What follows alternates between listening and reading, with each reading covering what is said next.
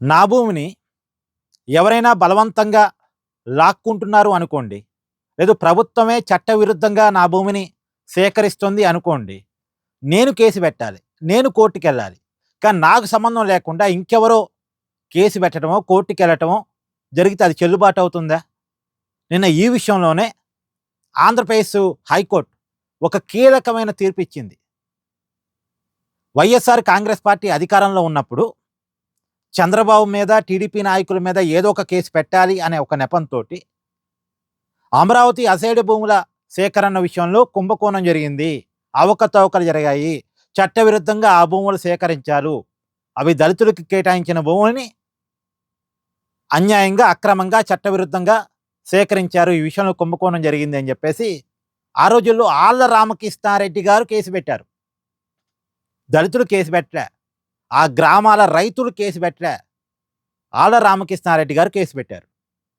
మరి YCP MLA, అప్పుడు YCP ప్రభుత్వం అధికారంలో ఉంది, ఆ కేసు నమోదు చేశారు, విచారించారు, లేనిపోని అన్నీ కూడా కల్పించి ఆరోపణలు చేశారు. మొత్తానికి ఆ కేసు నిలబడలేదు.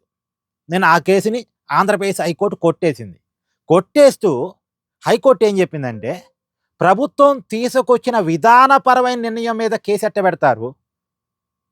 ఇప్పుడు టీడీపీ ప్రభుత్వం ఉంది, వచ్చేసారి ఇంకో గవర్నమెంట్ ఉండొచ్చు.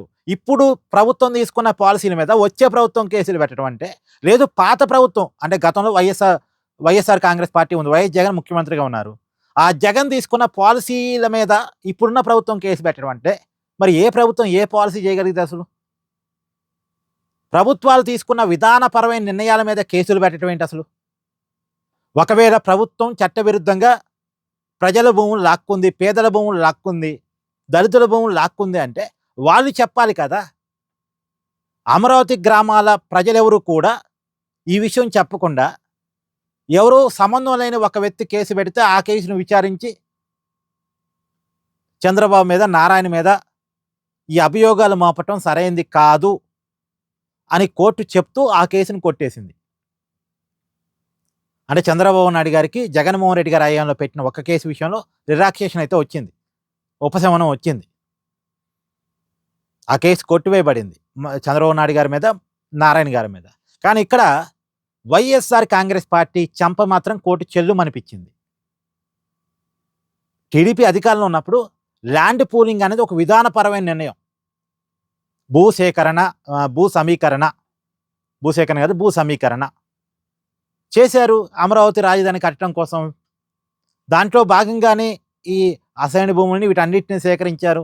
వాళ్ళ గ్రామస్తులతో చర్చలు జరిపి, దళితులతో చర్చలు జరిపి, ఆ భూమి హక్కు కలిగిన వాళ్ళందరితో చర్చలు జరిపి భూమిని సేకరించారు. అయినా ప్రభుత్వం బలవంతంగా లాక్కుంటుందంటే వాళ్ళు కేసు పెట్టారు. కానీ వైఎస్ఆర్ కాంగ్రెస్ పార్టీ సంబంధించిన ఒక వ్యక్తి కేసు పెట్టడం, అధికారంలో వాళ్ళే ఉన్నారు కాబట్టి ఆ కేసును విచారణ చేపట్టడం, ఇది ఏంటండి? నిన్న హైకోర్టు ఇదే విషయంలో చెంప చెల్లు అనిపించింది వైఎస్ఆర్ కాంగ్రెస్ పార్టీకి. అమరావతి విషయంలో అండి, వైఎస్ఆర్ కాంగ్రెస్ పార్టీ అధికారంలో ఉన్నప్పుడు కోర్టులు ఆ పార్టీకి చెంప చెల్లు అనిపిస్తూనే ఉన్నాయి, ఇప్పటికీ చెంప చెల్లు అనిపిస్తూనే ఉన్నాయి. కానీ వాళ్ళ ఆలోచనలు మాత్రం మార్పు రావట్లే. వాళ్ళ ప్రజలు చెంప చెల్లు అనిపించారు, కోర్టులు చెంప చెల్లు అనిపిస్తూనే ఉన్నాయి, కానీ వాళ్ళ ఆలోచనలు మాత్రం మార్పు రావట్లే. Thank you.